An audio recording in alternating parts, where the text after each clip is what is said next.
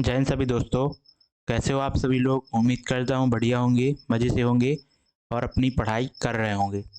जैसा कि आप सभी लोगों को पता होगा कि आपकी जो आरआरबी ग्रुप डी है उसकी वैकेंसियाँ आ चुकी हैं और उसके फॉर्म फिलअप की आपकी लास्ट डेट है 22 फरवरी 2025। ठीक है, तो आपका केवल एक ही सीबीटी होगा और इसमें आपका 100 क्वेश्चन रहने वाला है, जिसमें से आपका एक सब्जेक्ट होता है 25 नंबर का साइंस। ठीक है, तो 25 नंबर का साइंस आपका रहने वाला है 100 में से, जो कि बहुत ही अच्छे लेवल के उसमें क्वेश्चन पूछे जाते हैं।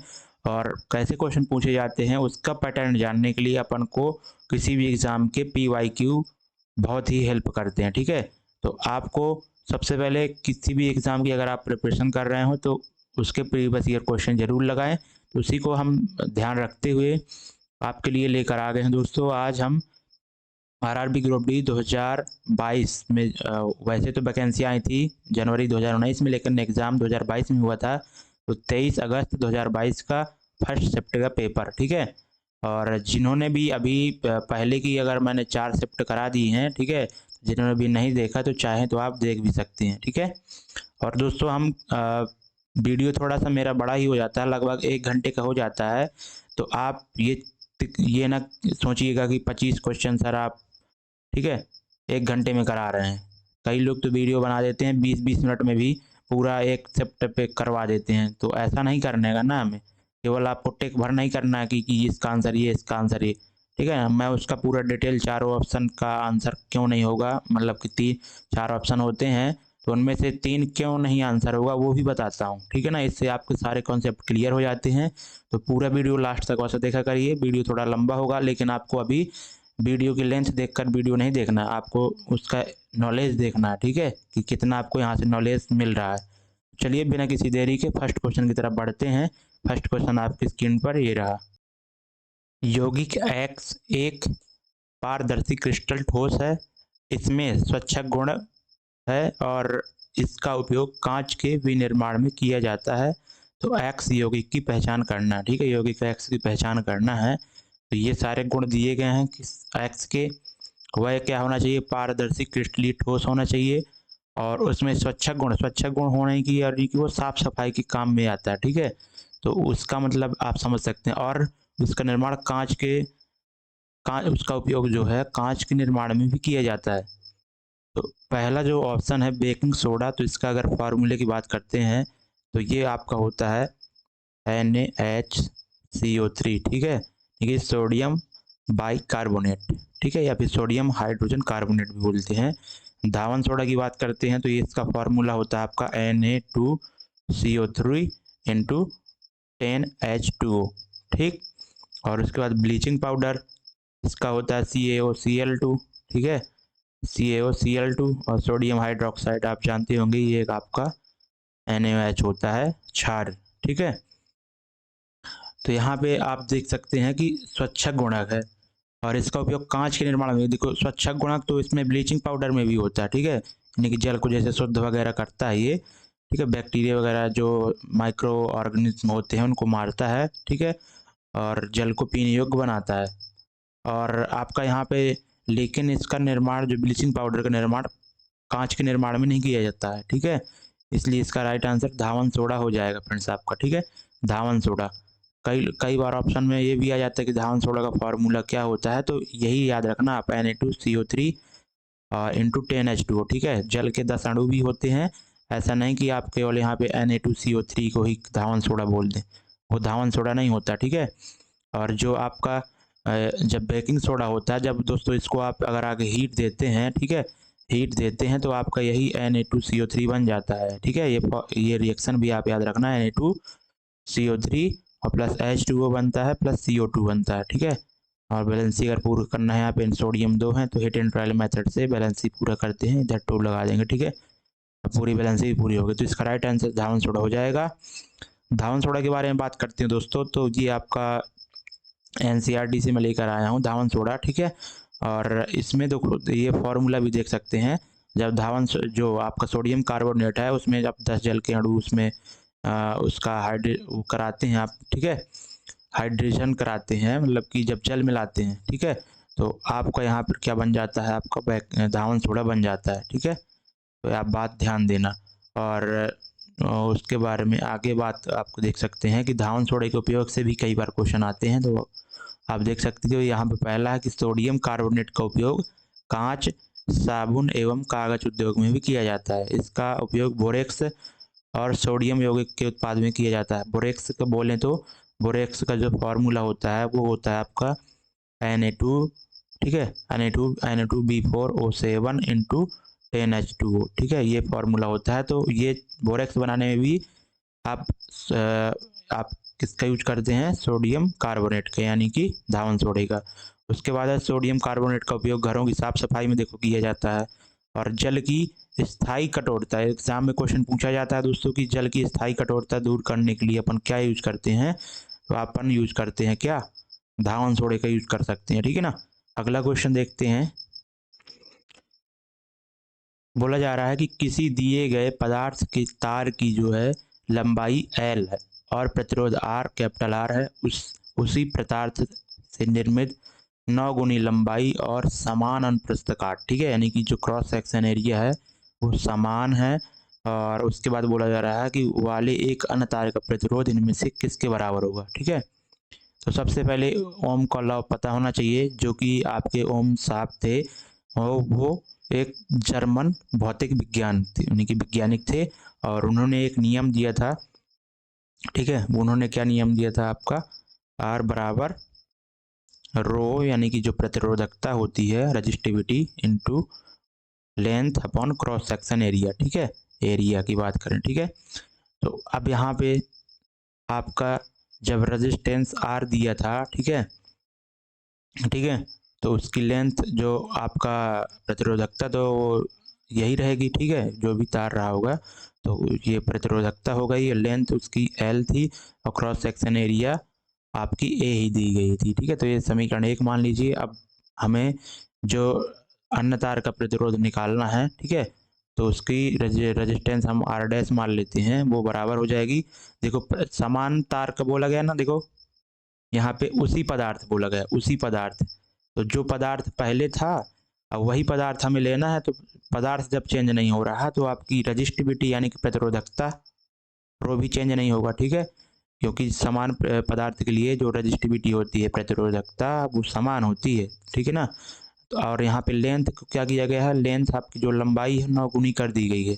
तो लेंथ 9 गुनी यानी कि 9L हो जाएगा। ठीक, अब बटे में क्रॉस सेक्शन एरिया समान अनुप्रस्थ काट क्षेत्रफल, यानी कि ए ही रखना है हमें। ठीक है, क्रॉस सेक्शन एरिया समान ही रखना है। ठीक है, क्रॉस सेक्शन एरिया समझ रहे हो ना, जो वायर होता है वो कैसा होता है, सिलेंड्रिकल शेप में होता है। ठीक है, तो क्रॉस सेक्शन एरिया कैसा होता है आपका, एक वृत्त के रूप में होता है ना, यही क्रॉस सेक्शन एरिया। ठीक है ना।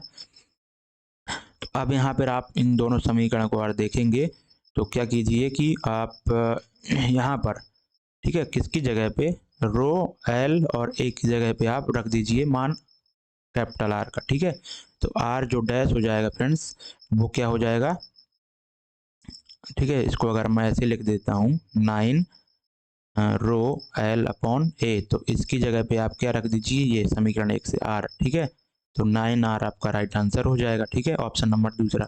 देखो बहुत आराम से समझाया मैंने। ठीक है ना, और ऐसा कोई वो वाली बात नहीं है। ठीक है ना। अगला क्वेश्चन देखेंगे। क्वेश्चन में है और इसमें क्या बोला जा रहा है, आप पढ़ सकते हैं कि निम्न में से क्या ओजोन परत के क्षरण का परिणाम नहीं है।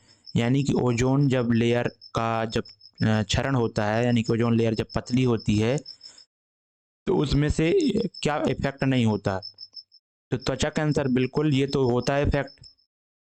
बताओ ना, जब ओजोन का लेयर होगा, ओजोन लेयर का क्षरण होगा, तो क्या होता है कि जो अल्ट्रावायलेट रेज होती हैं सन से डायरेक्ट आपके स्किन पर पड़ती हैं, तो आपका वो नुकसान पहुंचाती हैं और स्किन कैंसर को जन्म देती हैं। ठीक है, और उसके बाद दूसरा, सूर्य से पृथ्वी पर अधिक पराबैंगनी किरणों के आना, बिल्कुल ये भी सही है। ठीक है, परिणाम ये भी तो है ना।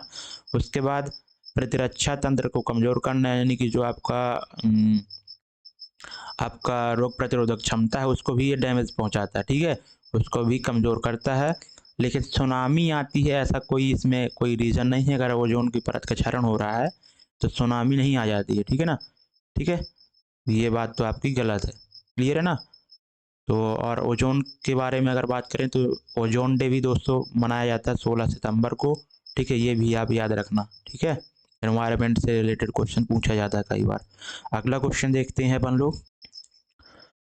नीचे दिए गए कथनों पर विचार कीजिए और सही उत्तर का चयन कीजिए। पहला कथन दिया गया है, आधुनिक आवर्त सारणी में 18 ऊर्ध्वाधर स्तंभ और जिन्हें क्या कहा जाता है, समूह। तो ये बिल्कुल राइट है। ठीक है, जो मोचले साहब ने आधुनिक आवर्त सारणी दी थी ना, ठीक है, पहले जब मेंडलीव साहब ने दी थी आधुनिक आवर्त सारणी, ठीक है, और उन्होंने एटॉमिक नंबर, ठीक है, एटॉमिक मास, ठीक है, एटॉमिक मास के आधार पर बताया था, एटॉमिक मास के बढ़ते हुए क्रम में। ठीक है, किसने, मेंडलीव साहब ने, मेंडलीव ने, ठीक है, मेंडलीव। लेकिन बाद में आए थे मोजले साहब, ठीक है, तो इन्होंने एटॉमिक एटॉमिक एटॉमिक नंबर के बढ़ते हुए क्रम में लिखा था। ठीक है, एटॉमिक नंबर के बढ़ते हुए क्रम में एलिमेंट को सजाया था पीरियोडिक टेबल में। तो उन्होंने 18 ऊर्ध्वाधर स्तंभ जिन्हें समूह कहते हैं वो दिया था, और आधुनिक आवर्त सारणी में 6 क्षैतिज पंक्तियां जिन्हें आप आवर्त कहते हैं। ठीक है, तो इस तरह जब ये लाइनें होती हैं तो इनको क्या कहते हैं अपन लोग, ऊर्ध्वाधर, ठीक है, स्तंभ, और जो कि ग्रुप भी कहलाते हैं। और जो इस तरह की होती हैं लेटी हुई, वो पंक्तियां साथ होती हैं वो। ठीक है, ये आप ध्यान देना। तो दोनों आपके सही हैं। नेक्स्ट देखते हैं। प्रत्येक 4 ओम प्रतिरोध, ठीक है, प्रत्येक 4 ओम के 2 प्रतिरोध 5 वोल्ट की बैटरी के स्रोत के साथ समांतर क्रम में संयोजित हैं। तो परिपथ में प्रवाहित कुल धारा आपको बताना है, यानी कि आई की वैल्यू आपको बताना है धारा की। ठीक है, तो यहाँ पे सबसे पहले प्रत्येक 4 ओम के 2 प्रतिरोध हैं। ठीक है, प्रत्येक 4 ओम के आपके 2 प्रतिरोध हैं, और वो कैसे जुड़े हुए हैं, पैरेलल जुड़े हुए हैं। ठीक है, पैरेलल जुड़े हुए हैं आपके, ठीक है, दोनों। और यहाँ पे ऐसे हम पर लोग जोड़ देते हैं। ठीक है, ये आपके जोड़े हैं। ठीक है, यहाँ पे कितने वोल्ट की बैटरी के साथ जुड़े हैं, आपकी कितने वोल्ट की बैटरी के साथ, ठीक है, वो जुड़े हैं आपकी 5 वोल्ट की बैटरी के साथ। ठीक है, अब बोला गया है कि यहाँ पे धारा कितनी प्रवाहित होगी। ये दोनों जो प्रतिरोध हैं 4 ओम के हैं। ठीक है, 4 ओम के दोनों प्रतिरोध हैं, ये आप ध्यान देना। क्लियर है ना। तो आप दोस्तों सबसे पहले तो आपको धारा निकालना है, अगर तो आई बराबर क्या होता है, V बटे R होता है। अब भी तो आपको पता है कि 5 है, लेकिन आप रेजिस्टेंस कौन सा लेंगे, तो यहाँ पे पैरेलल जुड़े हैं ना, तो आपको नेट रेजिस्टेंस लेना होगा। ठीक है ना, नेट रेजिस्टेंस। तो पैरेलल में जब कोई भी रेजिस्टेंस जुड़े होते हैं तो नेट निकालने के लिए आपको पता होना चाहिए। आप क्या कर सकते हैं कि नेट रेजिस्टेंस निकालने के लिए आपको फॉर्मूला लगाना होता है 1/R बराबर, ठीक है, 1/R बराबर 1/R1 प्लस 1/R2। तो यहाँ से जब सॉल्व करेंगे तो 1/R प्लस 1/R, तो 1/2, ये यानी कि R नेट बराबर आएगी। तो R यानी कि नेट रेजिस्टेंस आपका 2 आ जाएगा। ठीक है ना, तो 2 आ जाएगा, तो यहाँ से 2.5 एम्पियर आपका राइट आंसर हो जाएगा। ठीक है ना। नेक्स्ट क्वेश्चन देखेंगे। और एक चीज़ बता दूं कि जो आपका पैरेलल में जो धारा होती है दोस्तों कांस्टेंट होती है। ठीक है, यानी कि यहाँ पर जितनी धारा आपकी, सॉरी, यहाँ पे पैरेलल में जो आपका वोल्ट कांस्टेंट होता है, यानी कि इधर भी 4 ओम वाले प्रतिरोध में भी वोल्ट आपका 5 ओम होगा, यहाँ भी 5 ओम ही होगा, सॉरी 5 वोल्ट होगा। ठीक है ना, आप ध्यान देना। और धारा जो है तो इनके रेशियो के व्युत्क्रम में बढ़ जाती है। ठीक है ना, ये बात ध्यान देना। और सीरीज में जब कोई रेजिस्टेंस जुड़े होते हैं, सीरीज में जुड़े होते हैं, जैसे ऐसे सीरीज में जुड़े हुए हैं, तो धारा कांस्टेंट होती है। ठीक है, और वोल्टेज का इनके रेशियो के समानुपाती में बढ़ जाता है। ठीक है ना। अगला क्वेश्चन देखेंगे। एक अवतल लेंस से 30 सेंटीमीटर की दूरी पर रखी गई वस्तु द्वारा लेंस से 10 सेंटीमीटर की दूरी पर एक आभासी सीधा प्रतिबिंब निर्मित होता है। तो लेंस द्वारा उत्पन्न आवर्धन यानी कि मैग्निफिकेशन बताना है। तो लेंस के मैग्निफिकेशन का सबसे पहले फॉर्मूला पता होना चाहिए कि m बराबर क्या होता है लेंस के लिए, V बटे U, यानी कि लेंस से प्रतिबिंब की दूरी बटे लेंस से वस्तु की दूरी।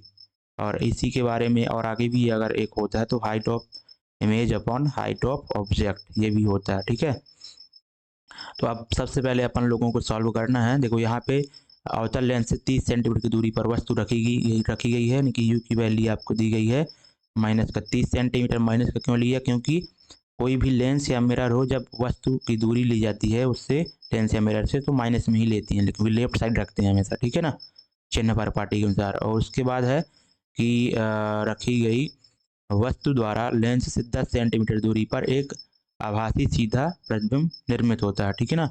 तो आभासी सीधा प्रतिबिंब, अवतल लेंस, ठीक है। अवतल लेंस कैसा होता है दोस्तों, आपका ऐसा होता है जो किनारों पर मोटा, बीच में पतला होता है।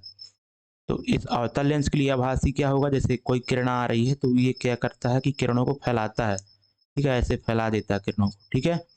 तो आभासी मतलब कि यहीं पर कहीं पे ये किरण यहाँ पे आती हुई ऐसे प्रतीत होंगी, ठीक है, ऐसे यहाँ पे मिलती हुई प्रतीत होंगी, तो ये आभासी प्रतिबिंब बनेगा यहाँ पे, ठीक है ना। यानी कि लेफ्ट साइड ही बनेगा, यानी कि जो आपका ये भी की वैल्यू दी गई है वो भी माइनस की ही लेना, ये आपको दिमाग लगाना पड़ेगा दोस्तों, ठीक है, क्योंकि अवतल लेंस के बारे में बोला गया है। तो जो लेंस अगर आपका आभासी प्रतिबिंब और बना रहा है ना, तो वो आपका लेफ्ट साइड ही बन रहा होगा, तो आपको माइनस में लेना है, ठीक है ना। उसके बाद है, अब आपको क्या निकालना होगा, अब कुछ नहीं निकालना, आप सिंपल इसमें रख दीजिए, क्योंकि बी और यू की वैल्यू पता है आपको। तो मैग्निफिकेशन बराबर क्या हो जाएगा, कितना, -10 बटे -30 equal to 1/3 is the right answer. Clear, okay, उम्मीद करता हूँ समझ में आ गया होगा, ठीक है ना।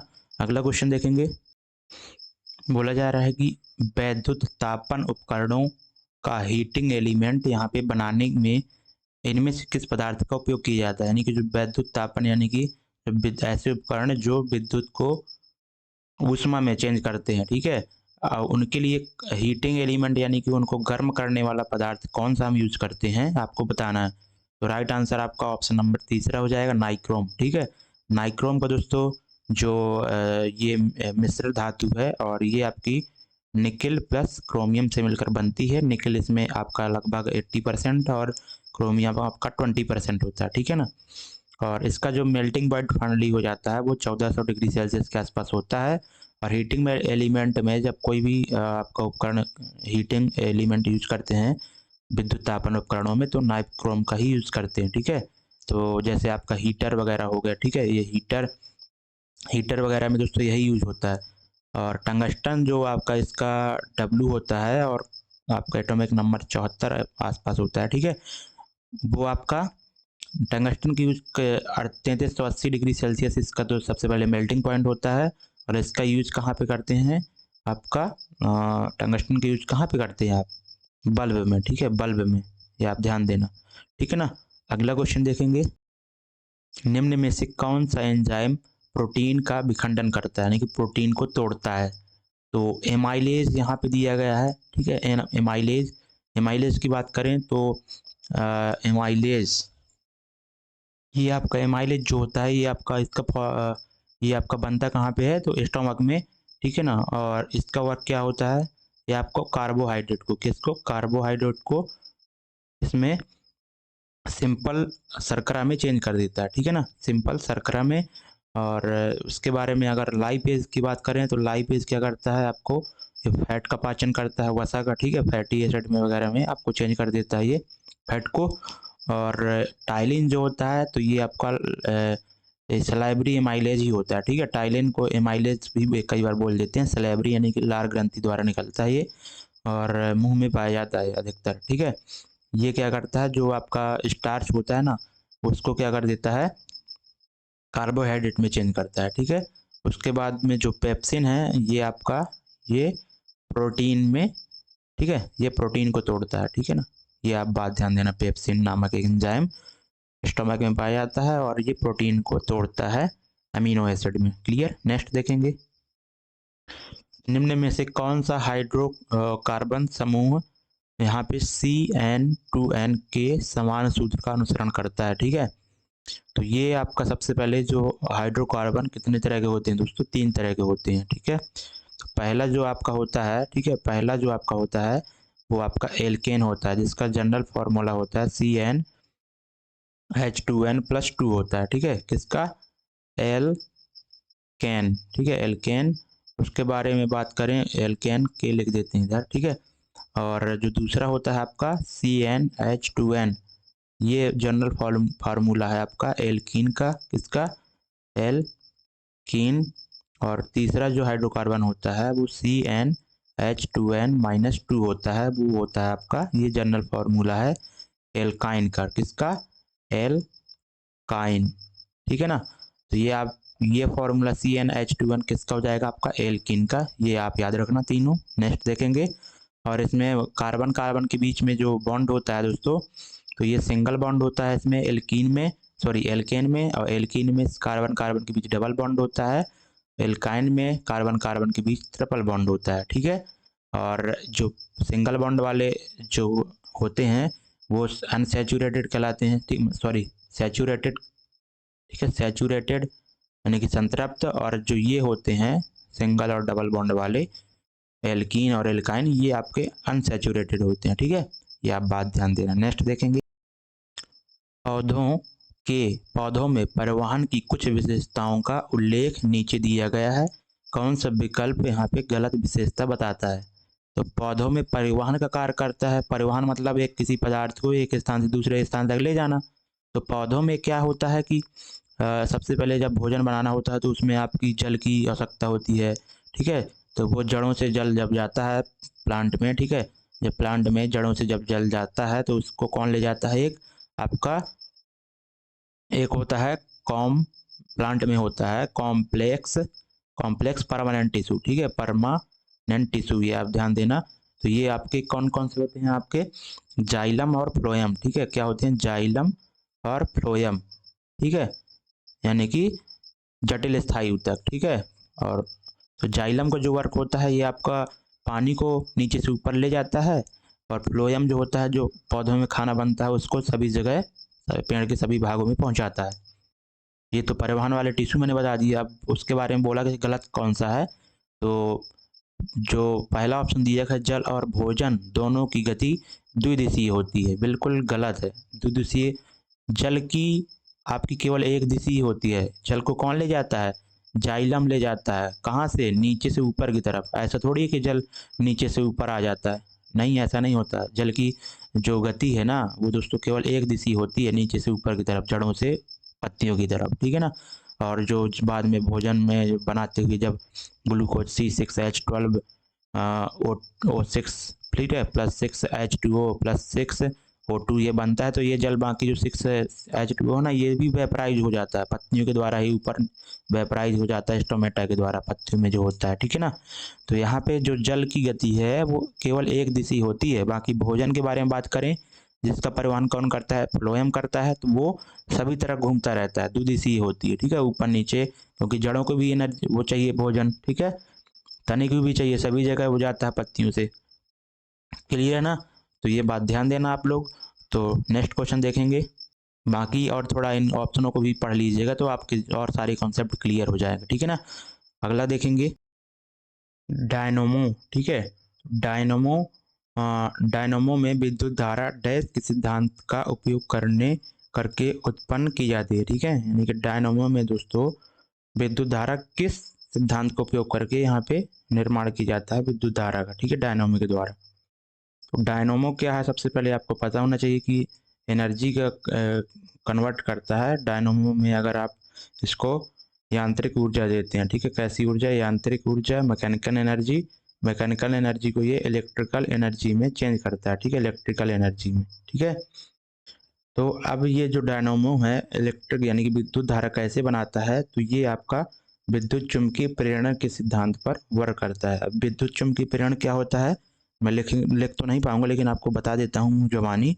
जब किसी दोस्तों बंद परपथ में, ठीक है, जब किसी परपथ में बंद चुम्बकीय फ्लक्स के मान में बार बार चेंज किया जाता है, ठीक है, तो परिवर्तन किया जाता है, तो उनमें क्या होता है कि एक विद्युत वाहक बल उत्पन्न हो जाता है, और इसी घटना को अपन लोग विद्युत चुम्बकीय प्रेरण कहते हैं, ठीक है। यानी कि सिंपल सा बात अगर हम करें तो जैसे आपने कोई क्या जो विद्युत जनरेटर भी दोस्तों होता है ना, इसी विद्युत चुम्बकीय प्रेरण के सिद्धांत पर करता है काम, ठीक है।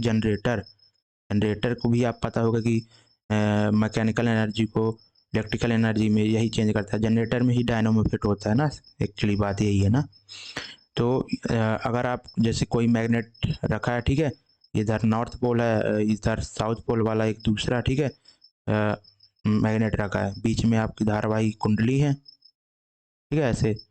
तो जब आप यहाँ पे क्या करते हैं कि चुंबक, ठीक है, यहाँ पे मैग्नेटिक फ्लक्स में चेंज करते हैं तो यहाँ पे एक फोर्स उत्पन्न होता है जिससे ये क्या करता है कि विद्युत यहाँ पे चेंज उसमें इलेक्ट्रिकल में चेंज करता है। ठीक है, इलेक्ट्रिक विद्युत बनने लगती है, इसलिए यहाँ पे उसी को सिद्धांत को, इस घटना के सिद्धांत को ही अपन लोग विद्युत चुम्बकीय प्रेरण कहते हैं। सिंपल सी बात याद रखना यही है। ठीक है, इसके लिए इलेक्ट्रोमैग्नेटिक फ्लक्स के लिए जो ई बराबर फार्मूला भी होता है माइनस और चेंज इन फ्लक्सा, ठीक है, फ्लक्स, ठीक है, ये होता है। ठीक है ना, तो आप फॉर्मूला भी याद रखना। नेक्स्ट क्वेश्चन देखते हैं।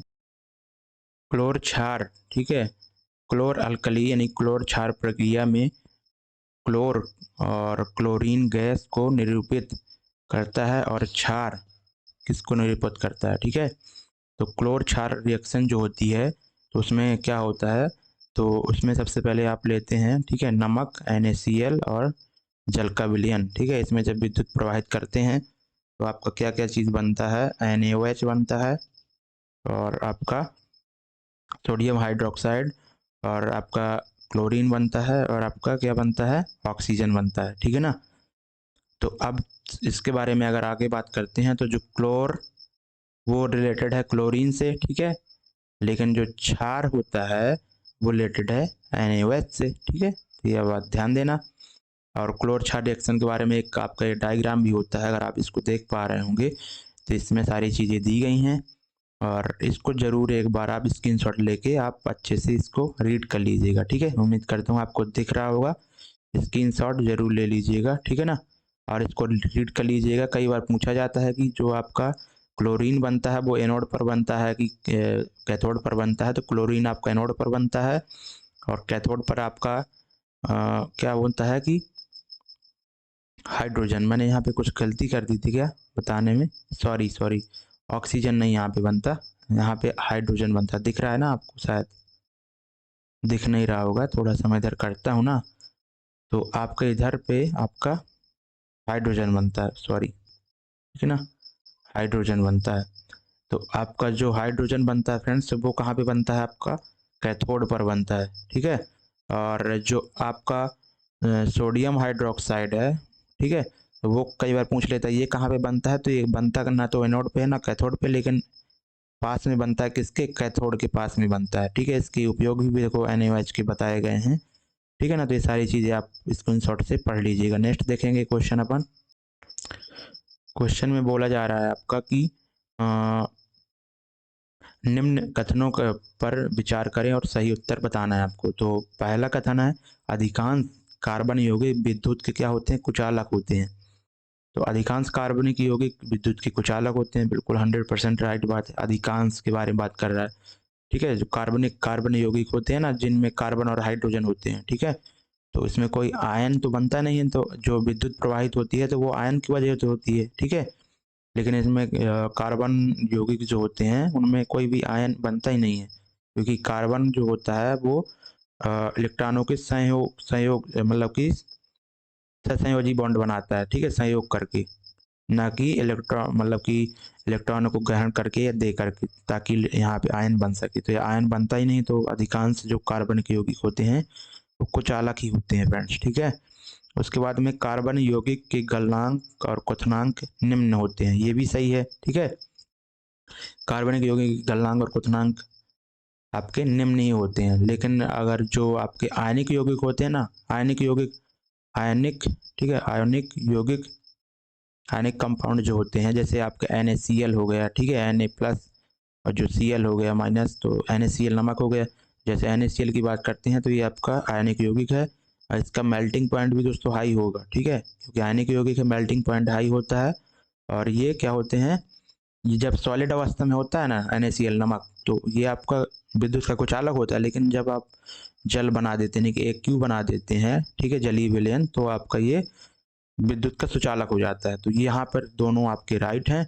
जो अधिकांश कार्बनिक यौगिक होते हैं विद्युत के कुचालक और इनका गलनांक और क्वथनांक भी निम्न होता है। ठीक है, और आयनिक यौगिक के जस्ट ये उल्टा होते हैं। कुल मिला के ये बात ध्यान देना। नेक्स्ट देखेंगे, पानी से भरे बीकर के अंदर रखे नींबू का आकार में अपेक्षाकृत बड़े दिखाई देना किसका कारण है। ठीक है, तो जब दोस्तों पानी से भरे बीकर के अंदर आप क्या रख देते हैं, नींबू, तो उसका आकार क्या होता है, अपेक्षाकृत बड़ा दिखाई देता है। तो ये दोस्तों किसके कारण होता है, आपका लाइट ऑफ रिफ्रैक्शन, यानी कि प्रकाश का अपवर्तन। तो प्रकाश का अपवर्तन, अपवर्तन मतलब क्या होता है, जब कोई प्रकाश किरण एक माध्यम से दूसरे माध्यम में प्रवेश करती है तो अपने मार्ग से विचलित हो जाती है। ठीक है, तो वही आपका अपवर्तन कहलाता है। ठीक है, तो पानी से भरे बीकर में जैसे यहाँ पे आप ले लेते हैं, ये पानी इधर भरा है नीचे, ठीक है, और इधर क्या आपकी एयर है। ठीक है, इधर एयर है, इधर वाटर है। ठीक है, वाटर है।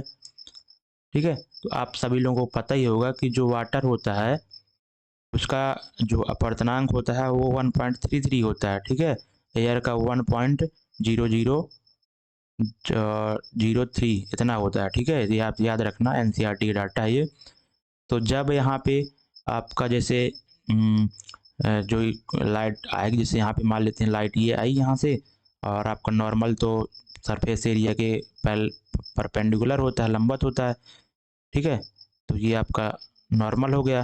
तो रेज जानी चाहिए थी आपकी कैसे, ऐसे सीधे जानी चाहिए थी, लेकिन यहाँ पे अपवर्तनांक एयर का कम है और आपका जल का ज़्यादा है। रेज जा रही है सघन। ठीक है, यानी कि बेरल, इधर बेरल रहेगा ना, और इधर सघन। बेरल से सघन में जब लाइट जाएगी वो क्या हो जाएगी, आपकी अवलंब की तरफ झुक जाती है। ठीक है, अवलंब की तरफ झुक जाती है तो रेज ऐसे चली जाएगी। क्लियर है ना। यही आपका अपवर्तन है। तो जो नींबू का आकार होता है ना, तो बड़ा दिखता है, ये आपका अपवर्तन के कारण होता है। ठीक है, आकार बड़ा दिखता है। और एक चीज़ और होती है कि जो आपका नींबू, जैसे मान लेते हैं कि यहाँ से यहाँ तक आपकी, जैसे नींबू यहाँ पे रखा है, सरफेस से जो आपका यहाँ से दूरी 5 मीटर है। ठीक है, लेकिन वो क्या होता है, थोड़ा सा ऊपर देखने लगता है, मान लेते हैं यहाँ पे कहीं देखने लगता है। ठीक है ना, ये चीज़ होती है। तो इसके लिए भी दोस्तों फार्मूला होता है। अगर फार्मूले की बात करें तो एच जो एक्चुअल मतलब कि जो आपको आभासी गहराई दिखाई देगी वो बराबर में आपकी एक्चुअल गहराई और मल्टीप्लाई μ2 अपॉन μ1। ठीक है, यहाँ पे μ2 आपका क्या है, जो विरल माध्यम है। ठीक है, विरल माध्यम का अपवर्तनांक, ये सघन माध्यम का अपवर्तनांक है। ठीक है, ये चीज़ आप याद रखना। जैसे यहाँ पे हमें एच निकालना है कि कितनी ऊंचाई पर दिखेगा। ठीक है ना, यहाँ से ये वाली हाइट, ठीक है, सरफेस से कितनी ऊंचाई पर होगा, ये अगर आप निकालना है तो यहाँ पे एच आप 5 ले लीजिए, और μ1 तो आपका 1 ही एक्चुअली में है। इधर आपका कितना हो जाएगा, 4/3, तो ऊपर 3 ले लीजिए, तो यहाँ से 15/4, यानी कि आपका कितना हो जाएगा, 3.75। यानी कि ये एक्चुअली में हाइट उसकी मतलब कि डेप्थ कितनी है, 5 मीटर, लेकिन दिखेगा कितना गहराई पे, केवल 3.75 मीटर की गहराई पे। ठीक है, इस तरह मैंने बोला, ये फॉर्मूला याद रखना आप लोग। ठीक है, बताओ कितना ज़्यादा इन्फॉर्मेशन दे दिया क्वेश्चन में, और आप लोग लाइक नहीं करते हैं। ठीक है, लाइक कर दिया करिए। ठीक है ना, जो लोग चैनल पे नए हो तो सब्सक्राइब भी कर लिया करिए। चयनित पारगम झिल्ली। ठीक है, चयनित पारगम झिल्ली, चयनित पारगम झिल्ली। और उसके बाद है कि झिल्लियाँ, वे झिल्लियाँ हैं जो इनमें से किसको प्रवेश की अनुमति देती हैं।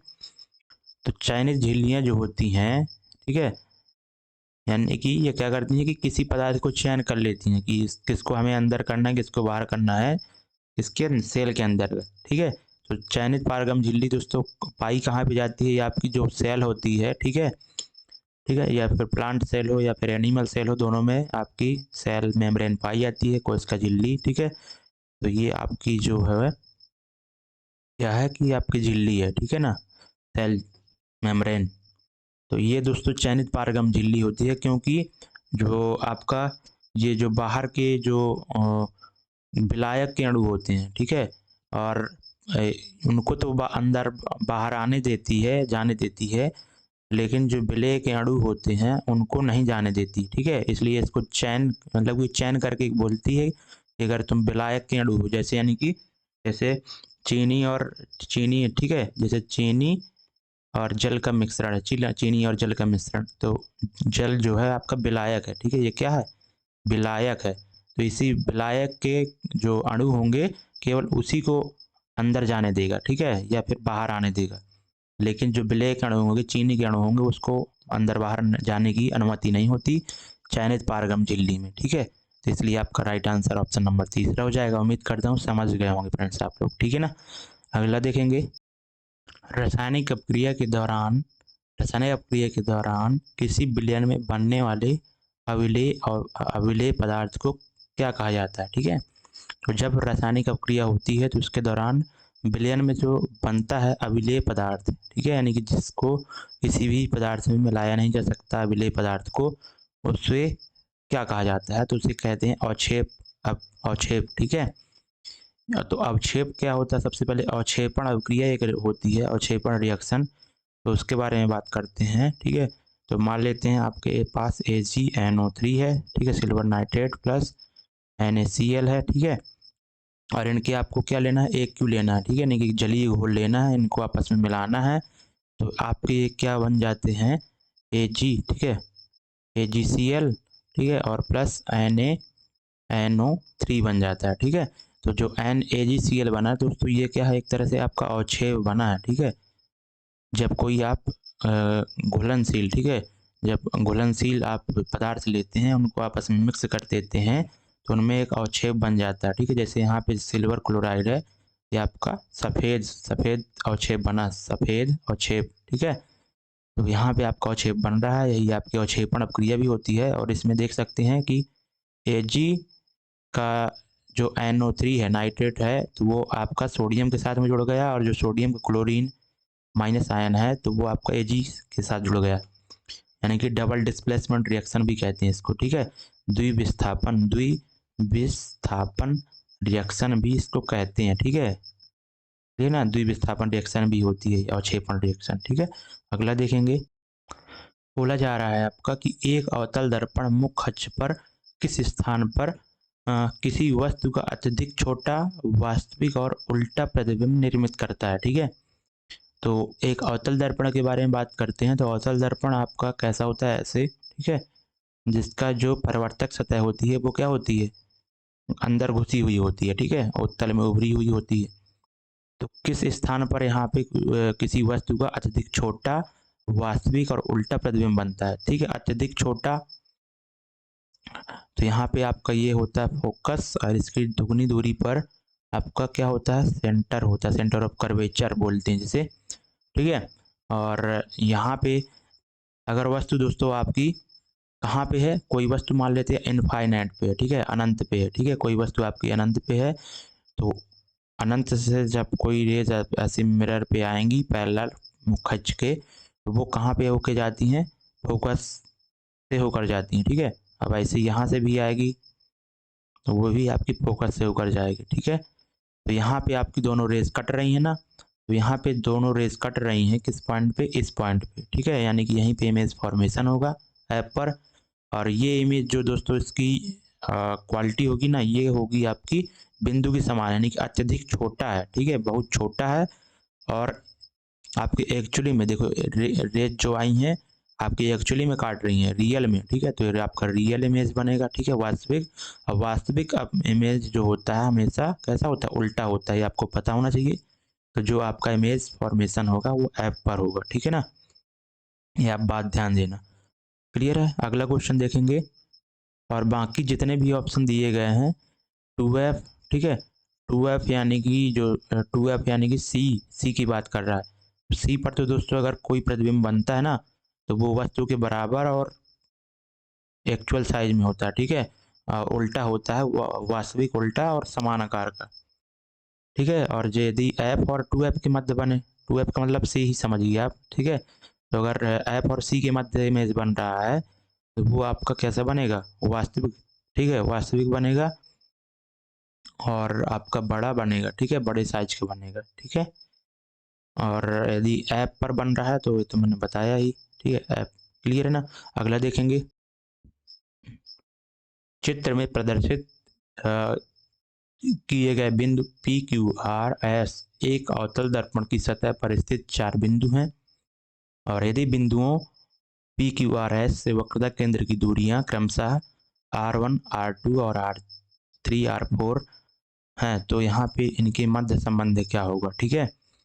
तो यहाँ पे इसकी मध्य दूरी दी गई है, ये आपकी जैसे ये आपकी R1 है, ठीक है, उसके बाद ये आपकी R2 है, ठीक है। और उसके बाद यहाँ से यहाँ तक ये आपकी R3 है और ये आपकी R4 है, ठीक है, R4 है। तो अब इनकी मध्य आपको संबंध बताना, तो सबसे पहले आपको पता होना चाहिए कि ये आपका क्या है, एक तरह से गोली दर्पण है, ठीक है, गोली दर्पण। तो ये किसी हम्म, आपको किसी गोली दर्पण का ही छोटा सा पार्ट होता है, जैसे यहाँ से और यहाँ से पार्ट ले लिया हमने, ठीक है। तो ये पार्ट जैसे उठा के अपन ने ऐसे रख दिया, क्लियर है ना। तो ये आपका क्या बन गया, जैसे इसको अपन ने पीछे वाली सतह को रंग दिया तो ये आपका अवतल दर्पण बन गया, ठीक है। तो ये जो आपका जो पॉइंट होता है ना सी, यही जो सेंटर ऑफ कर्वेचर होता है। तो जो परिधि से, ठीक है, केंद्र से परिधि के बीच की दूरी हमेशा इक्वल होती है, चाहे कोई भी पॉइंट पे ले लीजिए, चाहे इस पॉइंट पे ले लीजिए, चाहे इस पॉइंट पे ले लीजिए, चाहे यहाँ पे ले लीजिए। तो यहाँ से यानी कि सेंटर ऑफ केंद्र से वृत्त की परिधि पर, ठीक है, गोली दर्पण है तो सर्कुलर है, तो यहाँ से यहाँ तक की दूरी चाहे R1 बोले, R2 बोले, R3 बोले, R4 बोले, तो ये सभी क्या होंगे, इक्वल होंगे। आप बात ध्यान देना, ठीक है, यही कॉन्सेप्ट था इसमें। नेक्स्ट देखेंगे, बोला जा रहा है कि गंगा नदी में कोलीफॉर्म जीवाणु द्वारा प्रदूषित होने का मुख्य कारण क्या है। जो कोलीफॉर्म बैक्टीरिया होता है, सबसे पहले अगर बात करते हैं अपन, तो ये हमारे जो इंसान होते हैं तो उनमें जो लार्ज इंस्टेटाइन होती है, ठीक है, लार्ज इंस्टेटाइन होती है यानी कि बड़ी आंत होती है, उसमें पाया जाने वाला एक बैक्टीरिया, ठीक है। तो ये क्या करता है कि जल को क्या करता है, प्रदूषित करता है। तो इसको मुख्य कारण क्या है कि जल को प्रदूषित करता है, तो कोलीफॉर्म जीवाणु जल को प्रदूषित करता है, तो इसका मुख्य कारण क्या है। तो यहाँ पे है कपड़े धोने में, तो कपड़े धोने से थोड़ी रिलेटेड है कोलीफॉर्म जीवाणु। उद्योगों से निकलने वाले रासायनिक अपशिष्ट से भी रिलेटेड नहीं है, ठीक है। होता तो इससे भी गंगा नदी प्रदूषित बहुत है, ठीक है, लेकिन कॉलीफॉर्म के बारे में बात करना हम, जो अदग्ध शवों का विसर्जन, इससे भी दोस्तों होता है, लेकिन जो ऑप्शन नंबर पहला है ना, अनुपचारित सीवेज का इसमें डालना जाना, ठीक है। जो आपका गंदगी वगैरह होती है, लोग फ्रेश वगैरह होते हैं, नहाते धोते हैं और लेटरिन वगैरह जाते हैं, तो वो उसी को जो कचड़े को है, जो अपना वेस्ट पार्ट होता है, वहाँ से आपका कॉलीफॉर्म बैक्टीरिया भी निकल के, और जो कचड़ा होता है उसको अनट्रीटमेंट, ठीक है, ट्रीटमेंट बिना ट्रीटमेंट के ही डायरेक्ट सीवेज के द्वारा नदी में डाल दिया जाता है। तो वही कॉलीफॉर्म वहाँ पे जल प्रदूषक का कारण बनता है, ठीक है। पहला आपका ज़्यादा करेक्ट है, ठीक है, तो ये आप बात ध्यान देना। नेक्स्ट देखेंगे, मटर के पौधों पर मेंडल के प्रयोगों, ठीक है, मटर के पौधों पर मेंडल साहब ने प्रयोग किए थे, जेनेटिक्स, ठीक है, हेरिडिटी के बारे में इन्होंने सारे गुण इनको मटर के बारे में जाना था, और कुछ निष्कर्ष दिए गए हैं उन्हीं में से, और जिनमें से एक के अलावा अन्य सही सभी सही हैं, तो गलत निष्कर्ष की पहचान करना है। तो पहला जो है, जीन क्या है कि विशिष्ट इकाइयों के रूप में वंशागत होते हैं, ठीक है, ये बिल्कुल बात सही है। जो जीन होते हैं, ठीक है, तो क्रोमोसोम का सबसे छोटी यूनिट ही होती है आपकी क्या, जीन, तो वो आपके क्या होते हैं, वंशानुगत होते हैं ना, ठीक है, एक पीढ़ी से दूसरी पीढ़ी पर जाते हैं जीन, ठीक है। उसके बाद ये तो सही है आपका, जीन युग्मों में आते हैं, बिल्कुल सही बात है, जीन जो है युग्मों में आते हैं। उसके बाद जीनों का पृथक्करण युग्मों के निर्माण के दौरान होता है, ठीक है। तो जीनों का जो पृथक्करण होता है, जाइगोट जब बनता है, तो उसी टाइम पे ही आपका जीनों का पृथक्करण होता है, डिवाइजेशन होता है, ठीक है, तो ये भी आपका सही है। लेकिन जो दूसरा है, प्रत्येक युग्म में एक ही जीन के दो प्रतिरूप होते हैं, ये आपका गलत है फ्रेंड्स, ठीक है ना। प्रत्येक युग्मक में एक ही जीन के दो प्रतिरूप नहीं होते हैं, तो ये आपका गलत हो जाएगा, ठीक है, और गलत ही हमसे पूछा गया था। नेक्स्ट देखेंगे, बोला जा रहा है आपका कि नीचे दिए गए कथनों पर विचार कीजिए और सही उत्तर को बताना है आपको। तो पहला है आपका कि रासायनिक गुणों में से मैंडलीफ ने कार्बन और हाइड्रोजन युक्त तत्वों द्वारा निर्मित यौगिकों पर ध्यान केंद्रित किया, बिल्कुल सही बात है। जो मैंडलीफ साहब ने अपनी आधुनिक वो आवर्त सारणी दी थी ना, तो उन्होंने कार्बन और हाइड्रोजन से प्रत्येक एलिमेंट जो जितने भी तत्व थे उनसे रिएक्शन करा कर ही उनके गुणों को पहचान करके पीरियोडिक टेबल पे रखा था। तो पहला तो आपका करेक्ट है। उसके बाद है, उन्होंने इन तत्वों का चयन इसलिए किया क्योंकि वे कम अपक्रियाशील हैं और कुछ तत्वों के साथ ही यौगिक बनाते हैं। ये भी आपका सही कि गलत है? ऐसा तो नहीं है भाई साहब। ठीक है। ओके। रासायनिक यौगिकों में मेंडलीफ ने कार्बन और हाइड्रोजन युक्त तत्वों द्वारा निर्मित यौगिकों पर ध्यान केंद्रित किया। रुकना थोड़ा सा।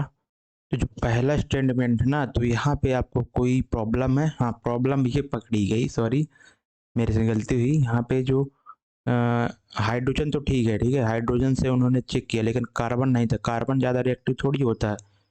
ऑक्सीजन लिया था, ठीक है, ऑक्सीजन, ऑक्सीजन लिया था, ठीक है। ऑक्सीजन और हाइड्रोजन से यहाँ पे उन्होंने सभी तत्वों के यौगिक बनाए थे, ठीक है ना, क्योंकि ये हाइड्रोजन और ऑक्सीजन बहुत रिएक्टिव होते हैं, ठीक है, अधिक रिएक्टिव होते हैं। इसलिए ये दोनों तत्वों के आधार पर ही उन्होंने पीरियोडिक टेबल बनाई थी। ये आपका गलत हो जाएगा। उन्होंने इन तत्वों का चयन इसलिए किया क्योंकि ये कम अपक्रियाशील है। अरे भाई, कम अपक्रियाशील होते तो क्यों ही लेते इनको? सभी से यौगिक कैसे बना पाते सभी एलिमेंट से? तो इसलिए ये भी गलत है आपका, ठीक है। अधिक रिएक्टिव हैं, मोर रिएक्टिव हैं ऑक्सीजन और हाइड्रोजन, इसलिए इन्होंने ये लिया था। और एक बात ध्यान देना, जब मेंडलीफ साहब ने अपना और सारणी दिया था तो 63 एलिमेंट थे उस समय पे, ठीक है। इनमें से कौन से घरेलू उपकरण में विद्युत मोटर का उपयोग नहीं है, यानी कि इलेक्ट्रिक मोटर? इलेक्ट्रिक मोटर क्या होता है आपका? ये क्या करता है? मैकेनिकल, मैकेनिकल, ठीक है, मैकेनिकल एनर्जी को किस में चेंज कर देता है आपका? उल्टा बोल दिया क्या? हाँ, उल्टा बोल दिया सर आपने। ये जो इलेक्ट्रिक मोटर होता है, ये आपका इलेक्ट्रिकल, इलेक्ट्रिकल एनर्जी को किस में चेंज करता है? मैकेनिकल एनर्जी में, मैकेनिकल, ठीक है, मैकेनिकल एनर्जी में, यानी कि विद्युत ऊर्जा को यांत्रिक ऊर्जा में, ठीक है। यानी कि एक तरफ से विद्युत दी जाती है, करंट दिया जाता है, वो घूमने लगता है, तो यांत्रिक ऊर्जा हो गई, ठीक है। तो ये कहाँ पे यूज नहीं किया जाता? तो वॉशिंग मशीन में, वॉशिंग मशीन में तो मोटर होता है ना, तभी तो वो सेंट्रीफ्यूगल फोर्स वगैरह बनता है ना, घूमता है जब कपड़ा घूमता है, ठीक है, तो घूमना वाला काम तो विद्युत मोटर ही करेगा। मिक्सचर भी होता है, घूमने वाला पार्ट होता है, मोटर लगा होता है। विद्युत पंखा भाई घूमता ही है। इस्त्री, इस्त्री ये इसमें इस्त्री नहीं होता, इसमें नाइक्रोम होता है। नाइक्रोम क्या करता है कि इलेक्ट्रो जो विद्युत का हीटिंग इफेक्ट पर काम करता है, ठीक है, ठीक है, इलेक्ट्रो हीटिंग इफेक्ट क्या बोलते हैं, यही बोलते हैं ना। चलो ठीक है, अगला देखेंगे। वक्र जो बोला जा रहा है क्वेश्चन में कि वृक्क मनुष्यों में उत्सर्जन और परासरणियम का एक अंग है। वक्रों द्वारा निम्न में से किन दो पदार्थों का नियमन किया जाता है? ठीक है, तो नियमन यानी कि उत्सर्जन, ठीक है। तो वक्र द्वारा दोस्तों जल और लवण का ही आपका नियमन किया जाता है। ऑक्सीजन तो निकलती नहीं आपके पेशाब से, ठीक है, जो यूरिन होता है। CO2 और प्रोटीन नहीं निकलती आपकी। जो शुगर वगैरह नहीं, शुगर अगर आपकी यूरिन से निकल रही है तो आपको इसका मतलब कि आपको क्या है, डायबिटीज़ है। तो ये आपका जल और लवण का ही यहाँ पे विनियमन करता है, ठीक है। कौन? वक्र, किडनी, ठीक है। और एक दिन में लगभग कितनी अप्रोक्स, आई थिंक अगर मैं गलत नहीं हूँ, चलो ये क्यों बताऊंगा, वैसे एनसीईआरटी में डाटा भी नहीं है, ठीक है, आपको याद करने की जरूरत भी नहीं है, ठीक है। नेक्स्ट देखेंगे।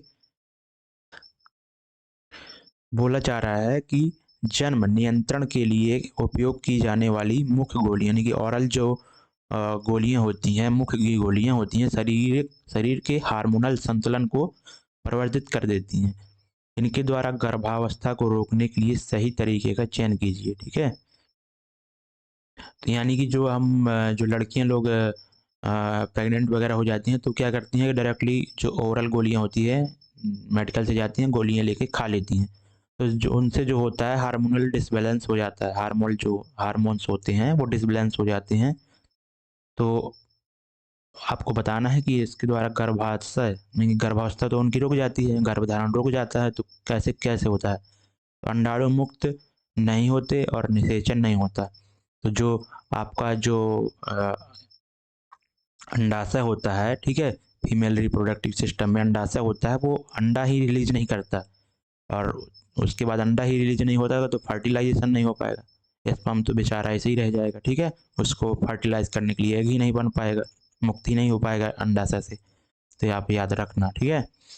और इसकी और सारी चीज़ें होती हैं, कंडोम वगैरह यूज कर लेते हैं उसको, और कॉपर टी का भी यूज करते हैं गर्भावस्था रोकने के लिए, ठीक है। ये सारी चीज़ें होती हैं, आप याद रखना। अगला देखेंगे। हम देखो क्वेश्चन में आपसे बोला जा रहा है कि दी गई द्विविस्थापन अभिक्रिया में पी और क्यू के स्थान पर क्रमशः क्या आएगा। ठीक है, तो ये वाली अभी मैंने अवक्षेपण रिएक्शन में मैंने एग्जाम्पल भी सेम रिएक्शन का दिया था। देखो सेम अभिक्रिया का मैंने एग्जाम्पल भी दिया था, अवक्षेपण जो रिएक्शन बताई थी ना, अवक्षेप बन रहा था। तो यहाँ पे देखो Ag क्या था, अब NO3, ठीक है, सिल्वर नाइट्रेट, और यहाँ पे जब जल सिल्वर नाइट्रेट और आपका नमक के जलीय घोल को जब रिएक्शन आपस में कराते हैं तो आपका सिल्वर क्लोराइड AgCl और NaNO3, ठीक है, सोडियम नाइट्रेट बन जाता है। तो ये आपका सही हो जाएगा। तो P यहाँ पे आएगा NO3 और Q की जगह Cl आएगा। ठीक है, ये आप बात ध्यान देना। नेक्स्ट देखेंगे, और ये जो NaCl है और AgCl ये आपका अवक्षेप है वाइट कलर का। ठीक है, अगला देखेंगे। अगला क्वेश्चन है नहीं दोस्तों, अब इतने ही क्वेश्चन थे। तो कैसा लगा आपको वीडियो दोस्तों, और डिटेल्स में जो बताया मैंने वो कैसा लग रहा है आपको, तो कमेंट बॉक्स में कमेंट जरूर किया कीजिए। ठीक है, क्योंकि आपका कमेंट मुझे बहुत ही मोटिवेशन देता है।